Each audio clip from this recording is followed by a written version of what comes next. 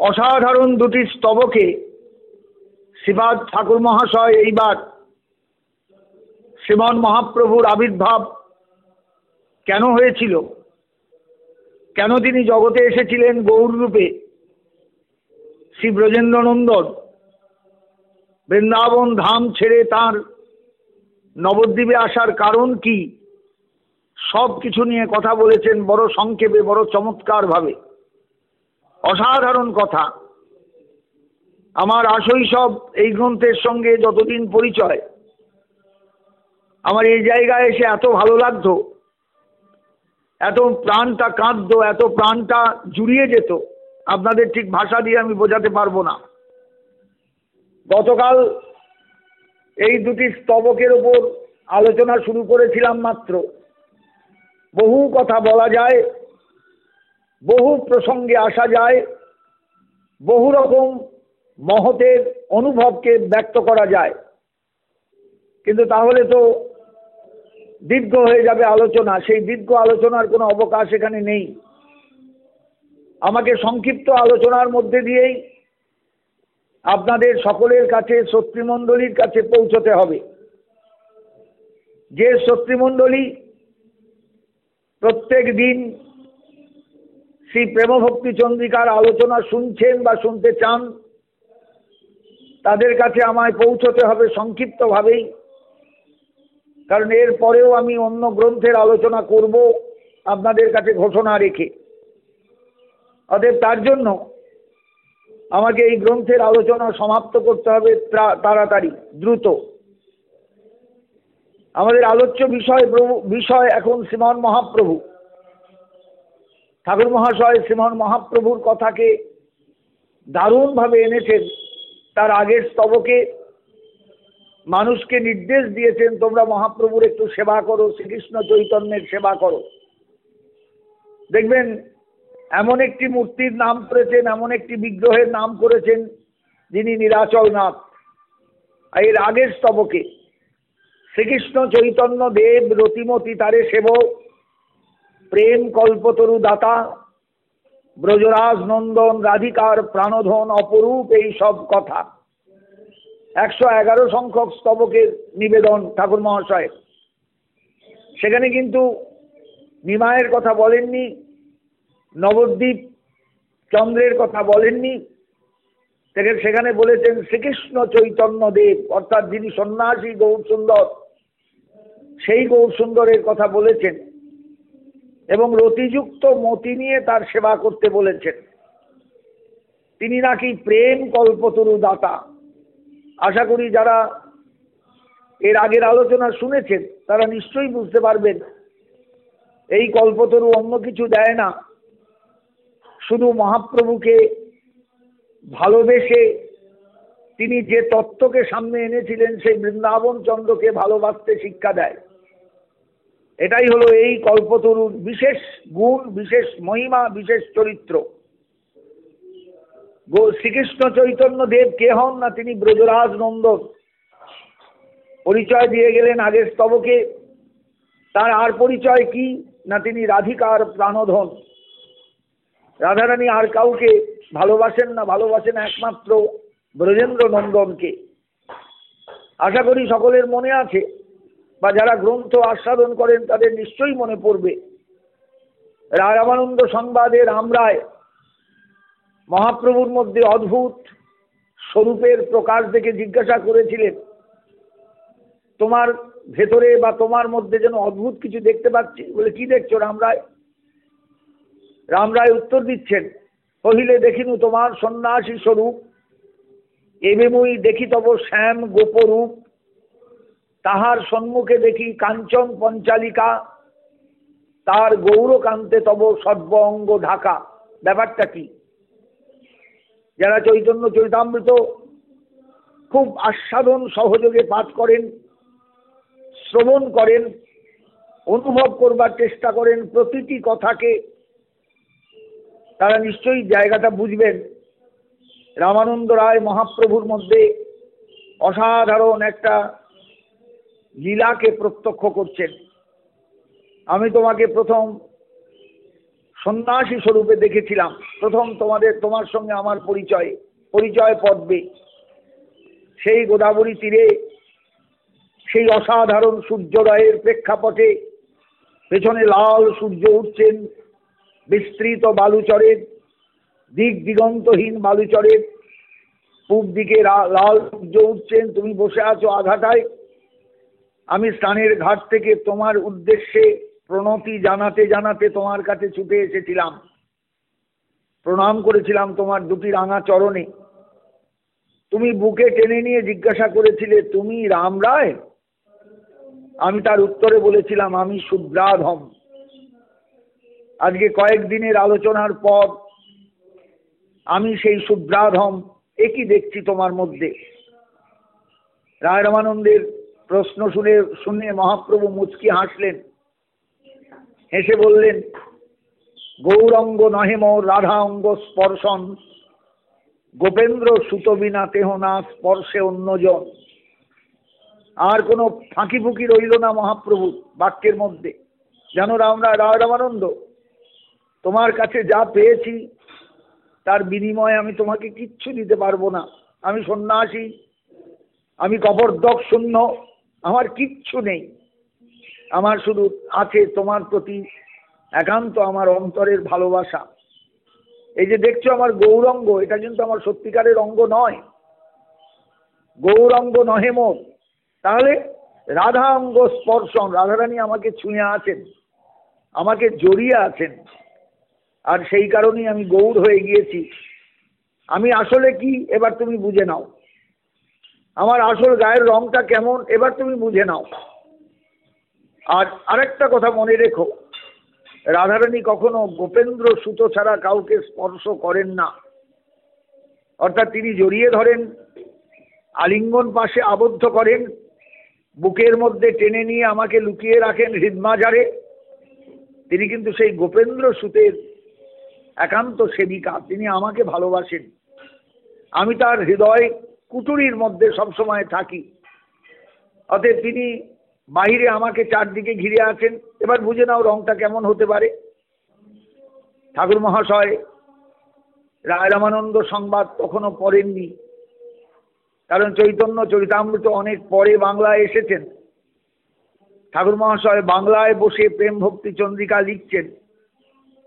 অতএব রায় রামানন্দ সংবাদের যে বার্তা, যে কথাগুলো, যে অসাধারণ কবিরাজ গোস্বামী পাদের ভাষার জ্ঞান, ভাষার বোধ, ভাষা প্রয়োগের ক্ষমতা, সেটা তখনও কিন্তু ঠাকুর মহাশয় জানতে পারেননি, বুঝতে পারেননি।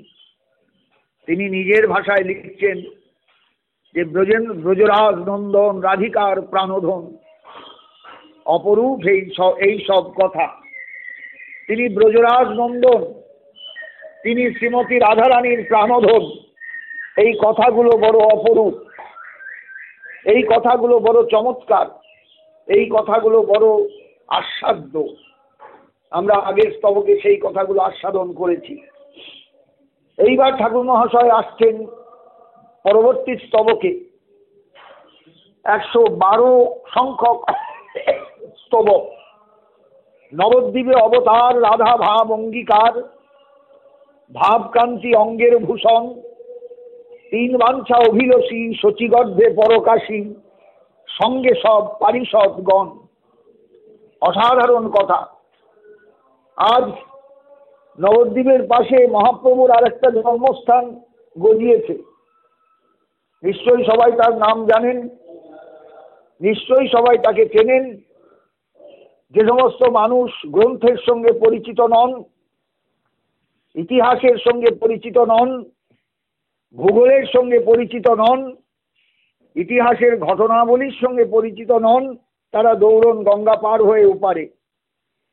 কিন্তু আসলে তার জন্ম তো শ্রীধাম নবদ্বীপে। নবদ্বীপ তো আজও আছেন। আর সেই নবদ্বীপ 9টা দ্বীপের সমষ্টি নয়। সেই নবদ্বীপ কিন্তু একটাই স্থান, গঙ্গার গতিপথে উদ্ভূত নূতন দ্বীপ। বৈষ্ণব জগৎ বিরাট একটা ভুলের সম্মুখে পড়েন অনেক সময়।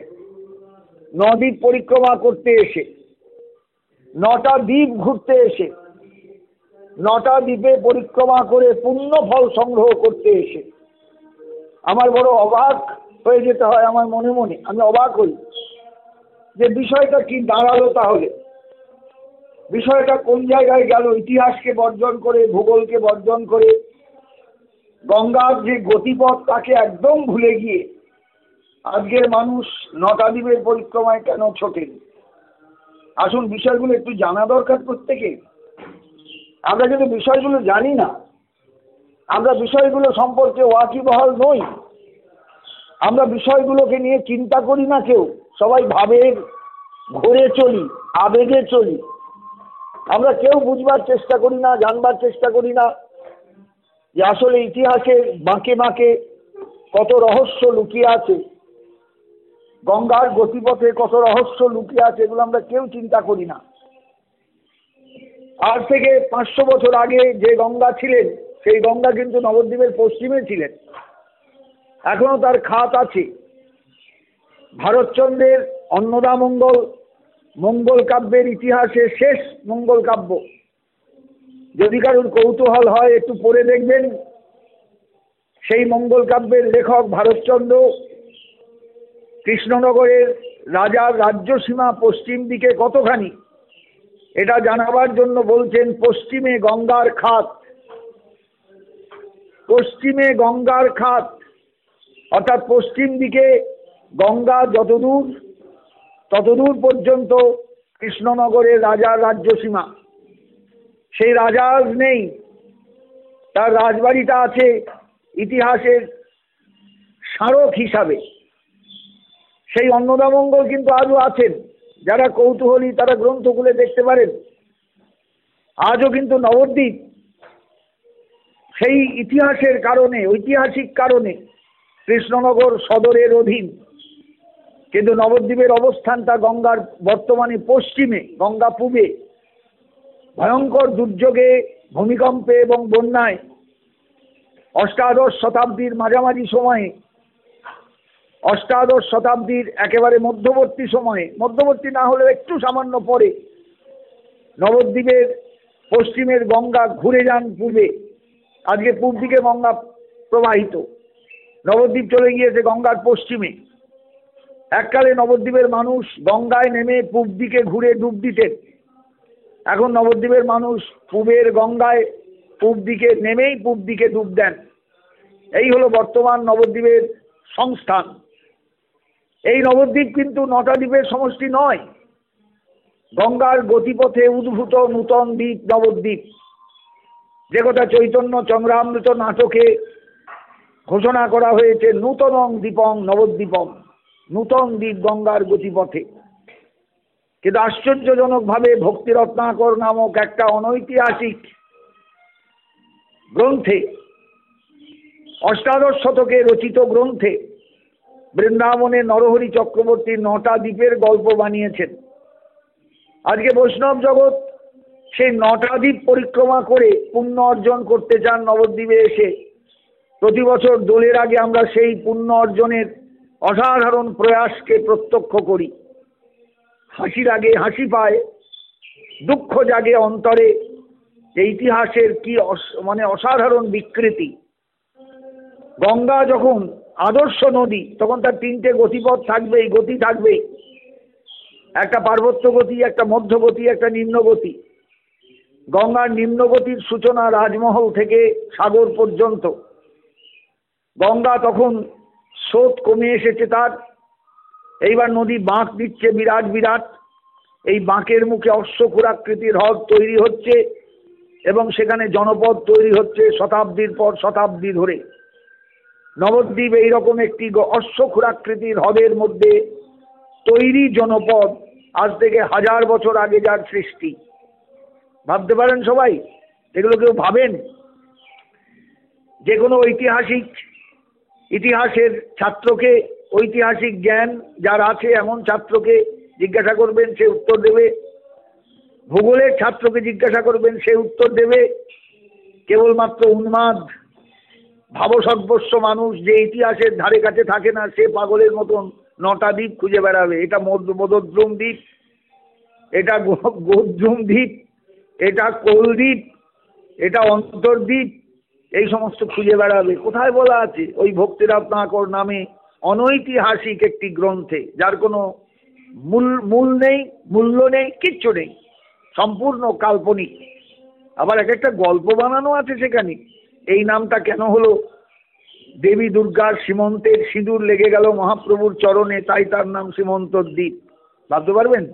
পড়ে দেখবেন গ্রন্থগুলো, গ্রন্থের কথাগুলো। নরহরি চক্রবর্তীর খেয়ে দিয়ে আর কিছু সময় ছিল না, তিনি শুধু গল্প বানিয়ে গিয়েছেন 9টা দ্বীপ নিয়ে।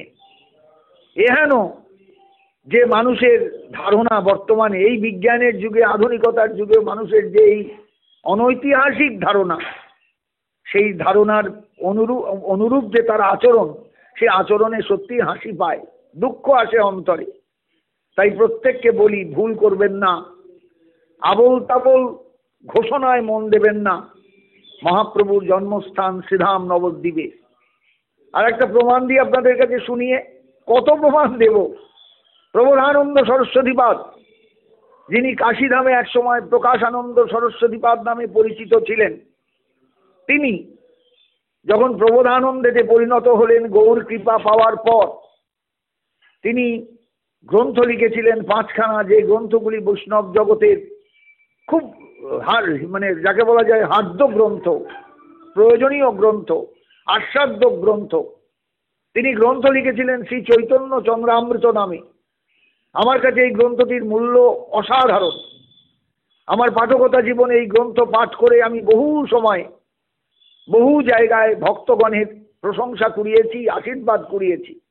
আমি জানি এই গ্রন্থের মূল্য কতখানি, ইতিহাসের মূল্য কতখানি, কাব্য সৌন্দর্য কতখানি, মাধুর্য কতখানি, তাৎপর্য কতখানি আমি বুঝি। প্রথম শ্লোকে প্রবোধানন্দ সরস্বতী, যিনি কাশীধামে সন্ন্যাসী শিরোমণি ছিলেন, প্রকাশানন্দ সরস্বতী নামে মহাপ্রভু যাকে আত্মসাৎ করেছিলেন, কারণ তাকে আত্মসাৎ করার দরকার ছিল মহাপ্রভুর, এটা তার দায়। কারণ তিনি জানতেন, আমি যদি বৃন্দাবনে রাধা কৃষ্ণ মূর্তি প্রতিষ্ঠা করি আর কাশী যদি ভেটো দেয়, তাহলে আমি কোনোদিনই সেই মূর্তি প্রতিষ্ঠা করে আত্মতৃপ্তি লাভ করতে পারবো না। ভারতবর্ষের মানুষ রাধা কৃষ্ণ উপাসনাকে মেনে নেবে না কাশী যদি বিরুদ্ধাচরণ করে। অতএব কাশীকে আমার দরকার, কাশীকে আমার প্রয়োজন, কাশীর সমর্থন আমার বিশেষ প্রয়োজন। তাই তিনি কাশী গিয়েছিলেন ঝাড়িখণ্ডের বনপথ দিয়ে। শ্রী চৈতন্য চরিতামৃত পড়ে দেখবেন। ঝাড়িখণ্ডের বনপথ দিয়ে গেলেন কেন? কোথাও কিন্তু এর সদুত্তর নেই, কবিরাজ গোস্বামী পাদের লেখনীতেও নেই। কিন্তু আমার মনে হয়েছে এই ভয়ঙ্কর দুর্ভেদ্য সাপদ সংকুল জঙ্গলাকীর্ণ পথে শ্রীমন মহাপ্রভু গিয়েছিলেন মহাদেবকে স্মরণ করতে করতে। এটা তার ছিল তপস্যার পথ, এটাই তার তপস্যা। প্রভু তুমি একটু কৃপা করো, মানুষই লীলায় এসেছেন তো, তাই ভগবানকে, শঙ্করকে প্রার্থনা করেছিলেন এই পথে যেতে যেতে, যে আমি মৃত্যুকে হাতে নিয়ে যাচ্ছি শুধু তোমার কৃপার উপর নির্ভর করে। যদি বেঁচে থাকি তাহলে তোমায় গিয়ে দর্শন করব, প্রণাম জানাবো, আমার তপস্যা তোমার কাছে সমর্পণ করব। তুমি একটু কৃপা করো যাতে বৃন্দাবনে গিয়ে আমি তোমার করুণায় যেন রাধা কৃষ্ণ যুগল মূর্তি প্রতিষ্ঠা করতে পারি। আর তুমি তোমার পাশে থেকো, যেন কাশীধামের কোনো পণ্ডিত, কোনো শাস্ত্রজ্ঞ মানুষ এই প্রতিষ্ঠায় বাধা না দেন। আশ্চর্যজনক ব্যাপার নয় কি? নাহলে মহাপ্রভু প্রশস্ত রাস্তা থাকতে, যে রাস্তায় ব্যবসায়ীরা তৎকালীন দিনে যেত, সৈন্যবাহিনী যেত, সেই রাস্তা বর্জন করে ঝাড়িখণ্ডের বনপথ দিয়ে কাশী যাবেন কেন? ওই ভয়ঙ্কর দুর্ভেদ্য জঙ্গলাকীর্ণ পথে। ওই একটাই কারণ, আমি মহাদেবকে একটু ডাকতে ডাকতে যাব, তিনি যেন আমাকে একটু কৃপা করেন, তিনি যেন আমার পথে এসে পাশে দাঁড়ান, যেন আমি বৃন্দাবনে রাধা কৃষ্ণ যুগল মূর্তির মন্দির প্রতিষ্ঠা করতে পারি। যদিও আচার্য অদ্বৈত প্রভুর গৃহে অনেক আগেই যুগল মূর্তি প্রতিষ্ঠিত হয়েছিলেন, কিন্তু সেই মূর্তি প্রতিষ্ঠিত ছিলেন পারিবারিকভাবে, সার্বজনীন বিগ্রহ নন। এই জন্য দরকার ছিল ভারতের সর্বশ্রেষ্ঠ স্থানে রাধা কৃষ্ণ লীলাভূমিতে রাধা কৃষ্ণের যুগল মূর্তি প্রতিষ্ঠা করা, এটা কিন্তু ভারতবর্ষে ছিল না। উত্তর ভারতে কেউ রাধারানীকে মানতেন না, কোথাও তার মূর্তি ছিল না গোবিন্দের পাশে, অথচ কৃষ্ণ মূর্তি ছিল অনেক। বজ্রের প্রতিষ্ঠিত অনেক কৃষ্ণ মূর্তি ছিল। পরবর্তীকালে কালের প্রবাহে সবেতেই সব মূর্তি ধ্বংস হয়ে যায়, মাটির তলায় চাপা পড়ে যায়। মহাপ্রভু তাকে আবার নূতন করে জাগিয়ে তোলেন। ভাবতে পারবেন জায়গাগুলো? সবকিছু কিন্তু গ্রন্থে পাবেন না, আপনাকে ভাবতে হবে, অনেক অনেক ডুব দিতে হবে, অনেক গভীরে যেতে হবে, তবে আপনি পাবেন নবদ্বীপে অবতার শ্রীকৃষ্ণ চৈতন্য দেবের অসাধারণ রূপ, অসাধারণ মহিমা, অসাধারণ তার আস্বাদন। প্রবোধানন্দ সরস্বতী তার চৈতন্য চন্দ্রামৃতে লিখছেন প্রথম শ্লোকে, স্তমস্তম চৈতন্যাকৃতিমতি বিমর্যাদ পরম অদ্ভুত ঔদার্য বর্জং ব্রজপতি কুমারং রসইতুম বিশুদ্ধ সপ্রেমন মদ মধুর পীযূষ লহরিং প্রদাতুম চান্নেভ্য পরপদ নবদ্বীপ প্রকটম। কই সেখানে তো অন্য স্থানে তার প্রাকট্য, সে কথা তো প্রবোধানন্দ বলেননি, স্বীকার করেননি। শ্লোকে আরেক জায়গায় আছে ওই গ্রন্থেতেই যে নবদ্বীপে সেই সময় কত মহোৎসব হতো, আমার মন সেই নবদ্বীপে ঘুরে বেড়াচ্ছে, সেই নবদ্বীপে বিচরণ করছে। আমি আর কোনো জায়গা বুঝি না, আর কোনো জায়গা জানি না, আমি নবদ্বীপকে চিনি। প্রবোধানন্দের কথা গ্রন্থ পড়ে দেখবেন। বৈষ্ণব জগতে এই সমস্ত গ্রন্থ কিন্তু অত্যন্ত মূল্যবান, অত্যন্ত গুরুত্বপূর্ণ।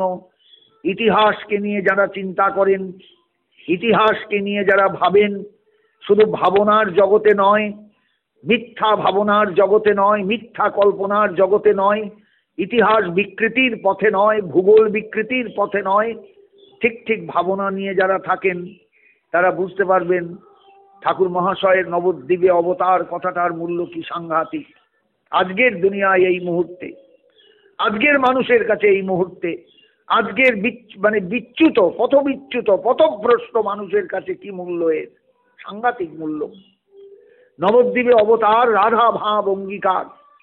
রাধা ভাব অঙ্গীকারের কথা আগেই বলেছি।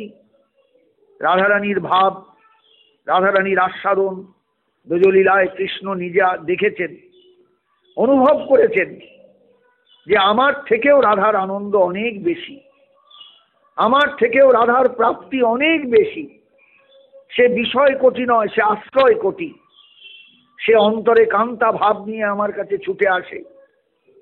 আমি তাকে কি দিই জানি না, কিন্তু সে যা পায়, তার মুখ চোখ দেখে, তার ভাব দেখে মনে হয় প্রচুর প্রাপ্তি, তার প্রচুর প্রাপ্তি। আমি তো এত আনন্দ পাই না, আমি বিষয় রূপে তো এত আনন্দ পাই না, আমি তো তার সেবা নিয়ে এত আনন্দ পাই না, সে এত আনন্দ পায় কোত্থেকে? তাহলে বোঝা গেল আশ্রয় কোটিগত হলে বিষয় কোটিগত রসের চেয়েও তার আনন্দ অনেক বেশি, তৃপ্তি অনেক বেশি, প্রাপ্তি অনেক বেশি। আহা, আমি যদি ওই আশ্রয় কোটিগত হতাম কোনোদিন, আমি যদি আশ্রয় কোটিগত হতাম, ভাবুন না। দেখবেন জগতে মেয়ে দুষ্টুমি করলে মা বলেন, দেখবি দেখবি তুই যখন মা হবি তখন বুঝতে পারবি আমার জ্বালা কতখানি। শুধু জ্বালা নয়, সুখটাও তো আছে সন্তানের কাছে। মেয়ে কিন্তু তখন বোঝে না, মেয়ে দুষ্টুমি করে বেড়ায়, মা বকে চলেন। সেই মেয়ে একদিন যখন বিবাহিত জীবনে প্রবেশ করে, সেও সন্তানের জননী হয়, তারও মেয়ে হয়। সেই মেয়ে যখন দুষ্টুমি করে তখন সে মনে মনে বুঝতে পারে মা এই জন্যই আমায় বকতেন। তখন আমি বুঝিনি, আজ নিজে মা হয়ে বুঝতে পারছি। আজকে কোটি চেঞ্জ হয়ে গেছে, কোটি পরিবর্তন হয়ে গেছে। সেদিন সে ছিল মেয়ে, আজকে সে মা।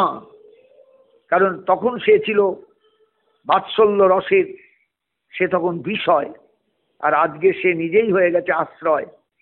তার মেয়ে যখন দুষ্টুমি করে, মা হিসাবে তখন তাকে শাসন করতে হয়। ঠিক মায়ের কথাগুলোই আবার তাকে রিপিট করতে হয় বহু যুগ পরে, অন্তত কয়েক বৎসর পরে। যুগ কথাটা বলা ভুল, কয়েক বৎসর পরে তাকে রিপিট করতে হয় যে দেখ, একদিন আমি বুঝতে পারিনি মা যখন আমায় বকতেন, আজ আমি মা হয়ে বুঝতে পারি মেয়ে হয়ে তুই আমাকে কত কষ্ট দিচ্ছিস, তুই আমায় কত যন্ত্রণা দিচ্ছিস। তাই আশ্রয় কোটিগত হওয়ার জন্য কৃষ্ণেরও মন একদিন নেচে উঠেছিল, আমি যদি আশ্রয় কোটিগত হতাম, আশ্রয় কোটিগত মানে ভাবের আশ্রয় হয়ে ওঠা। রাধারানী ভক্তির আশ্রয়, রাধারানী ভাবের আশ্রয়, রাধারানী ভক্ত মুকুটমণি। তাই আজ ভক্ত মুকুটমণি রূপে, ভক্ত শিরোমণি রূপে সেই ব্রজেন্দ্র নন্দন গৌর রূপে এসেছেন রাধা ভাব অঙ্গীকার। তিনি রাধা ভাব নিয়ে, রাধা কান্তি নিয়ে জগতে এসে দাঁড়িয়েছেন। কোথাও যেন এই আস্বাদনে কোনো ত্রুটি না আসে, কোনো বিপত্তি না ঘটে। আমি প্রাণ ভরে রাধার ভাবকে আস্বাদন করব, তার জন্য সেই কান্তি আমি গ্রহণ করব, সেই ভাবকে মুখে নেব, ভাব কান্তি দুই নিয়ে প্রাণ ভরে কৃষ্ণকে ডাকবো। দেখি কৃষ্ণ নামে কি তৃপ্তি, কৃষ্ণ ভাবনায় কি প্রেম, কি আনন্দ, কৃষ্ণ রসে মজে কি আস্বাদন, আমি একবার নিজে দেখব। তাই গম্ভীরা লীলার এত মূল্য, এত গুরুত্ব, এত আস্বাদন। মহাপ্রভুর এই লীলাকেই বলা হয় গৌরহরির পূর্ণতম লীলা। কৃষ্ণলীলার তিনটে স্তর আছে, গোস্বামীগণ ঘোষণা করেছেন। কৃষ্ণলীলার পূর্ণ একটা দিক, পূর্ণতর একটা রূপ, পূর্ণতম একটা রূপ। গোবিন্দ পূর্ণ হলেন দ্বারকায়, পূর্ণতর হলেন মথুরায়, আর পূর্ণতম হলেন শ্রীধাম বৃন্দাবনে। ঠিক গৌরলীলারও তদ্রূপ তিনটে স্তর আছে। গৌরহরি পূর্ণ রূপে হলেন নবদ্বীপে, পূর্ণতর রূপে হলেন পরিব্রাজক, যখন তিনি কৃষ্ণ চৈতন্য মহাপ্রভু সেই রূপে, আর পূর্ণতম হলেন একেবারে গম্ভীরা লীলায়। শেষ যে রহিল প্রভুর ১২ বৎসর, কৃষ্ণের বিরহ স্ফূর্তি হয় নিরন্তর, সেই যে আস্বাদন।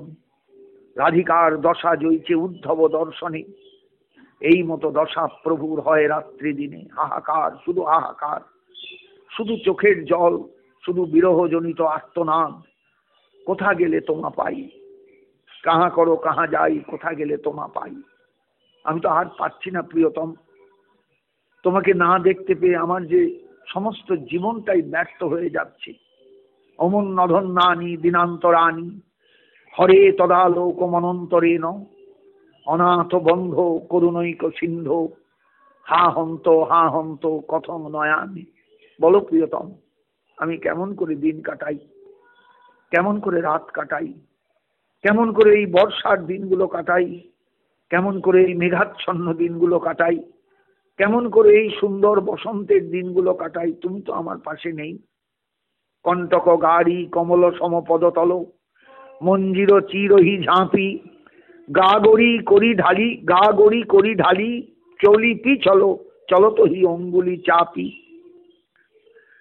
গা গড়ি বাড়ি ঢালি, করি পিছলো চলতো হি অঙ্গুলি চাপি।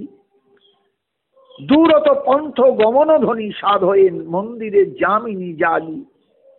ধ্বনি দূর পথ চলবার জন্য অভ্যাস করছেন। পদকর্তা গোবিন্দ দাসের পদ, বিখ্যাত পদ, অভিসারের পদ। কাঁটা ঢেলে রাস্তায় রাধারানী পা টিপে টিপে চলছেন, যাতে গোবিন্দের কাছে যেতে দেরি না হয়। কাঁটা ফুটুক পায়ে, রক্ত ঝরুক পায়ে, আমি যেন তার কাছে তার আহ্বানের সঙ্গে সঙ্গে দ্রুত গিয়ে পৌঁছতে পারি। কণ্টক গাড়ি কমল সম পদতল, মঞ্জির চিরহি ঝাঁপি। চরণের মঞ্জিরকে, নূপুরকে কাপড় দিয়ে জড়িয়ে যাতে শব্দ না হয় তার ব্যবস্থা করছেন, কেউ যেন জানতে না পারে। গা গড়ি বাড়ি ঢালি, করি পিছলো চলতো হি অঙ্গুলি চাপি। প্রাসাদের মধ্যে গাগরি জল ঢেলে পা টিপে টিপে চলে অভ্যাস করছেন। বর্ষা ঋতুর অভিসার কত তাড়াতাড়ি করা যায়, কত তাড়াতাড়ি তার কাছে যাওয়া যায়। ভাবতে পারবেন জায়গাগুলো পরবর্তীকালে এই পদকর্তার অসাধারণ আস্বাদন। যদি গৌর না হইতো তাহলে কি এই পদকর্তাদের আমরা পেতাম?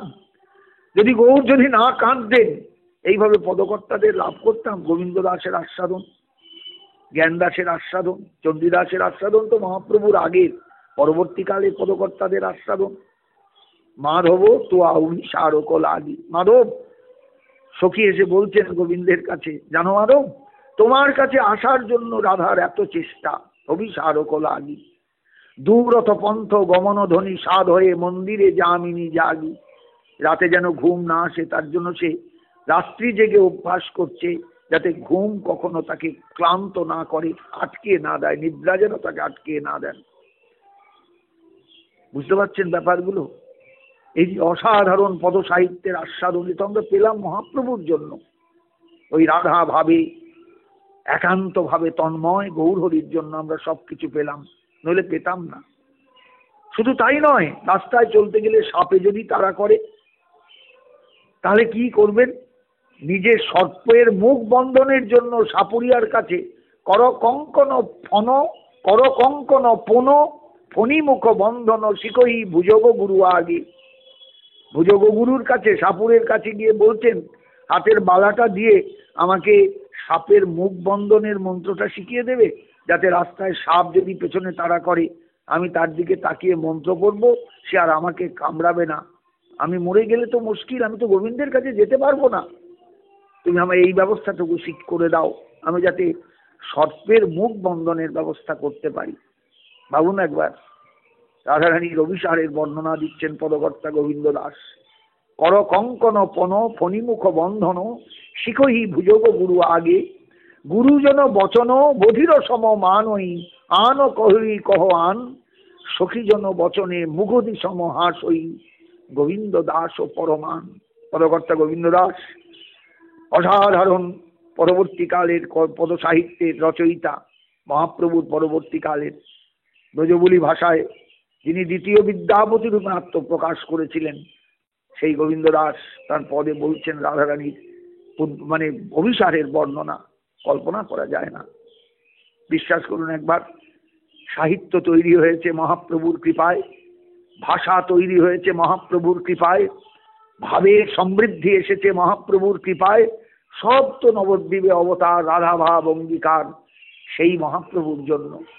রাধারানীর ভাবকে, রাধারানীর কান্তিকে অঙ্গীকার করে, স্বীকার করে, ভাব কান্তি দুটোকে অঙ্গের ভূষণ করে নিয়ে, তিন বাঞ্ছা অভিলাষ অন্তরে নিয়ে তিনি সতীগর্ভে প্রকাশিত হয়েছিলেন একদিন, আর সঙ্গে নিয়ে এসেছিলেন সমস্ত তার প্রিয়জন বর্গকে, যাদের মাঝখানে তিনি প্রকাশিত হয়ে জগতের মানুষকে রাধা ভাবের দিকে আকর্ষণ করেছিলেন। ওগো, জগতে কিচ্ছু চাই না, শুধু একটা ভাবের জন্য ব্যাকুল হও, একটা ভাবের আস্বাদনের জন্য ব্যাকুল হও। সেই ভাব হলো একটি ভক্তের ভাব, ভক্ত মুকুটমণির ভাব, ভক্ত শিরোমণির ভাব। তিনি শ্রীমতী রাধারানী। যে রাধারানী এতকাল ভারতবর্ষের মানুষের কাছে অচ্যুত ছিলেন, যে রাধারানী এতকাল ভারতবর্ষের শিক্ষিত সম্প্রদায়ের কাছে ত্যাজ্যা ছিলেন, যে রাধারানী এতকাল ভারতবর্ষের উচ্চকোটির মানুষের কাছে, যাদের জ্ঞানের অহংকার ছিল সর্বাধিক, তাদের কাছে একেবারে মানে অস্পৃশ্যা ছিলেন, সেই রাধারানী এলেন আমাদের সামনে এক অসাধারণ মূর্তি নিয়ে, অসাধারণ রূপ নিয়ে, অসাধারণ কৃপার ডালি নিয়ে। ওগো জগতের জীব, জগতে যদি চাইতে হয় ধন নয়, জন নয়, কিচ্ছু নয়, একটু ভাব দরকার তোমার, ভাব ভাব। এসো আমার পাশে এসে দাঁড়াও, তুমি একটু গোবিন্দের জন্য ব্যাকুল হও, আমি তোমার সমস্ত অন্তরটাকে ভাবে পরিপূর্ণ করে দেব। সেই ভাবময়ী মূর্তি নিয়ে তুমি গোবিন্দের কাছে যাবে, দেখবে বৃন্দাবন চন্দ্র কেমন, রসে কেমন তিনি, রূপে কেমন তিনি, বেণুমাধুর্যে কেমন তিনি, রসমাধুর্যে কেমন তিনি, তার আস্বাদনটা পাবে। জগতে মানুষের কাছে এর থেকে বড় প্রার্থনীয় আর কিছু হয় না। এটাই তো সবচেয়ে বড় দরকার। জগতে সব পাওয়া যায়, সব কিনতে পাওয়া যায়, কিন্তু প্রেম কোথাও কিনতে পাওয়া যায় না। ভক্তি, প্রেম ভক্তি কোথাও কিনতে পাওয়া যায় না। পরিষ্কার বলেছেন চৈতন্য চরিতামৃতে কবিরাজ গোস্বামীপাদ, তত্র লোল্লমপি মূল্যমে কলম জন্মকোটি সুকৃতৈরপি ন লভ্যতে। কৃষ্ণ ভক্তি রসভাবিতা মতি প্রিয়তাং যদি কুতোপি লভ্যতে। কৃষ্ণ ভক্তি রসে ভাবিত জারিত মতি, যদি কোথাও কিনতে পাও, যাও যাও ছুটে গিয়ে কিনে নাও, কোথাও পাবে না। আমি লিখে দিচ্ছি, কোথাও পাবে না। আমি চিৎকার করে বলছি, কোথাও পাবে না। মনে রেখো, এই মতি পেতে গেলে শুধু লোভ হলো একমাত্র এর দাম। তত্র লোল্লমপি মূল্যমে কলম। আর এই লোভ জন্ম কোটি সুকৃতৈরপি ন লভ্যতে। কোটি জন্মের সুকৃতিতেও এই লোভ আসে না, এই লোভ জাগে না, এই লোভ পাওয়া যায় না। কি করবে এইবার? ওই তুচ্ছ বিষয় নিয়ে কাঙালের মতন পড়ে থাকবে সংসারে মানুষ হয়ে এসে? চি চি, এর থেকে মৃত্যু অনেক ভালো, নিকৃষ্ট জনি অনেক ভালো। মনুষ্য জনিতে কখনো আর আসবার জন্য প্রার্থনা করো না। মানুষ যদি হতে পারো, মানুষ যদি হও, চাইবে শুধু কৃষ্ণ প্রেমের অধিকার যেন আমি লাভ করি। রাধারানী যে প্রেম নিয়ে কৃষ্ণকে আপন করে নেন, সেই অধিকার যেন আমি অর্জন করি। সেই অধিকারের জন্য একটু লোভী হও, একটু লোভী হও, একটু লোভী হও। নবদ্বীপে অবতীর্ণ হয়েছিলেন গৌরসুন্দর মানুষের মধ্যে এই লোভের সঞ্চার ঘটাতে, এই লোভে লোভাতুর করে তুলতে মানুষকে, যা কিন্তু কোনো ঈশ্বর করেননি। কোনো ঈশ্বর আবির্ভাবের কাছে আমরা এই জিনিস পাইনি। তাই গৌরহরি অতুলনীয়, অনুপম গৌর কিশোর। আমি একটা পদ বললাম না এর আগে আলোচনায়, ঘনশ্যাম দাসের, পেখনু গৌরচন্দ্র অনুপম। তিনি অনুপম বিগ্রহ, তিনি অনুপম ঈশ্বর তত্ত্ব, যে ঈশ্বর তত্ত্বের সঙ্গে কোনো ঈশ্বর তত্ত্বের তুলনা চলে না। তিনি আশ্চর্য সুন্দর, তিনি অসাধারণ, তার অসাধারণত্বের কোনো ব্যাখ্যা দেওয়া যাবে না। ঠাকুর মহাশয় তাই আমাদের কাছে বলছেন, নবদ্বীপে অবতার রাধা ভাব অঙ্গীকার, ভাবকান্তি অঙ্গের ভূষণ, তিন বাঞ্ছা অভিলষী শচীগর্ভে পরকাশী, সঙ্গে সব পারিষদগণ। যারা এসেছিলেন তার সঙ্গে তারা কেউ জগতের কেউ নন, তার নিজের মানুষ, সব তার পারিষদ বর্গ। যুগে যুগে যখনই তিনি অবতীর্ণ হন, এইরকম পারিষদ বর্গকে নিয়ে তিনি অবতীর্ণ হন প্রয়োজন মাফিক, যেখানে প্রয়োজন হয়। গৌরলীলায় প্রয়োজন হয়েছিল পারিষদ বর্গের সবচেয়ে বেশি, তাই সব পারিষদগণকে নিয়ে, কাউকে বাদ দেননি, সবাইকে নিয়ে চলে এসেছিলেন এই লীলায়। সেখানে হনুমান এসেছিলেন, সেখানে নারদ এসেছিলেন, সেখানে ব্রহ্মা এসেছিলেন, সেখানে শঙ্কর এসেছিলেন, সবাই এসেছিলেন গৌরলীলায়, সঙ্গে সব পারিষদগণ। গৌরহরি অবতরী প্রেমের বাদর করি, সাধিলা মানের নিজ কাজ, রাধিকার প্রাণপতি কিভাবে কান্দয়ে নীতি, ইহা বুঝে ভকত সমাজ। ভক্ত ছাড়া, ভক্ত সমাজ ছাড়া এটা বুঝবার ক্ষমতা কারুর হবে না, কারুর সম্ভব নয়। কেউ পারবে না, কেউ জানতে পারবে না এই বস্তুটি কেমন, এই বস্তুটির আস্বাদন কেমন, এই বস্তুটির জগতে আবির্ভাবের কারণ কি, হেতু কি। এটা তখনই বোঝা যাবে যদি মানুষ একান্তভাবে শরণাগত হয় গৌর সুন্দরে। আমার কথা বলার একটা লিমিট আছে, কারণ এটা তো একটা আলোচনা, তাই দীর্ঘ সময় নিয়ে আমি আপনাদের কাছে বলতে পারবো না। তবে খেপে খেপে যাব, আস্তে আস্তে আবার একটু এগোবো। আগামীকাল এই দুটো স্তবক একটু আলোচনা করতে হবে আপনাদের কাছে, বিশেষ করে বিশেষভাবে, যাতে প্রত্যেকের ভেতরে গৌরহরি সম্পর্কে একটা আকর্ষণ জাগে, একটা আকর্ষণ সৃষ্টি হয়। আজকের যুব সমাজ, আজকের যুবতী সমাজ, যাদের কাছে একেবারেই আলোচনা হয় না, অথবা তারা আলোচনা শুনবার সুযোগ পায় না, তাদের জন্য আমার এই আলোচনা। সকলে যেন শুনবেন, সকলে ভাববেন, সকলে অনুভব করবেন, তবেই মহাপ্রভুর চরণে শ্রদ্ধাবোধ জাগবে, প্রেমবোধ আসবে, অনুভব জাগবে, অনুভূতির সৃষ্টি হবে অন্তরে। সেটাই সবচেয়ে বড় আমাদের জীবনের প্রাপ্তি। আশীর্বাদ করবেন সকলেই একটু আমাকে। জয় নিতাই, জয় গৌর সুন্দর, জয় গৌর ভক্তবৃন্দ।